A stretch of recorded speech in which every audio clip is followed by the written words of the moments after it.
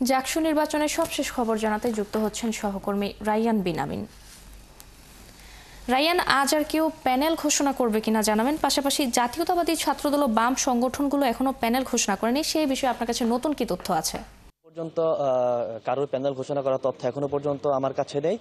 আর ছাত্রদল আগামীকালকে প্যানেল ঘোষণা করার কথা জানিয়েছে। বাম ছাত্র সংগঠনগুলো আরও দু একদিন পর প্যানেল ঘোষণা করবে, যেটা আমরা জানতে পেরেছি। এখনো পর্যন্ত হয়তো তারা সবকিছু গুছিয়ে উঠতে পারেনি। আর ছাত্রদলের প্যানেল ঘোষণা একটু দেরি হওয়ার মূল কারণ হচ্ছে তাদের অভ্যন্তরীণ যে কোন্দল, সেই কোন্দল। আর ইতিমধ্যে ছাত্র শিবির সবার আগে প্যানেল ঘোষণা করেছে। আর গতকালকে বাকশাস তাদের অর্থাৎ এনসিপির যে ছাত্র সংগঠন, সেই ছাত্র সংগঠন প্যানেল ঘোষণা করেছে। আমি একটু কথা বলতে চাই এখন একজন স্বতন্ত্র প্রার্থীর সাথে এজিএস পদে দাঁড়িয়েছেন নাজমুল ইসলাম। তার সাথে কথা বলতে চাই যে কি ভীষণ নিয়ে আপনি এজিএস পদে প্রতিদ্বন্দ্বিতা করবেন, শিক্ষার্থীদের জন্য আসলে আপনি কি ধরনের কাজ করবেন? ধন্যবাদ আপনাকে।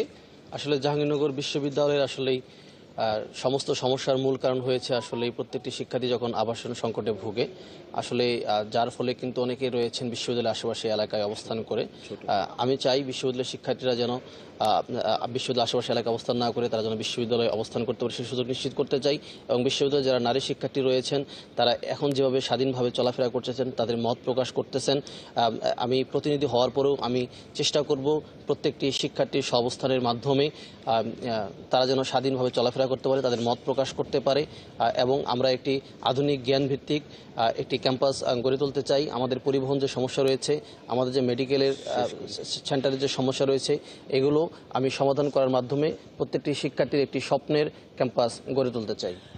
শুনছিলেন নাজমুলের মতো এরকম 25টি বিশ্ববিদ্যালয় যে কেন্দ্রীয় ছাত্র সংসদ, 25টি পদের বিপরীতে কিন্তু এরকম অনেক স্বতন্ত্র প্রার্থী রয়েছেন প্যানেলের বাইরে, যারাও এবার নির্বাচনে প্রতিদ্বন্দ্বিতা করবেন এই 33 বছর পর অনুষ্ঠিত হতে যাওয়া জাকসুতে। এবং সবারই প্রত্যাশা বিশ্ববিদ্যালয় এবং শিক্ষার্থীদের কল্যাণে যে বিষয়গুলো আছে সেগুলো নিয়ে তারা কাজ করতে চায়। ধন্যবাদ রাইয়ান আমাদের সাথে যুক্ত হওয়ার জন্য। দর্শক, জাকসু নির্বাচনের খবর জানাচ্ছিলেন সহকর্মী রাইয়ান বিনামিন।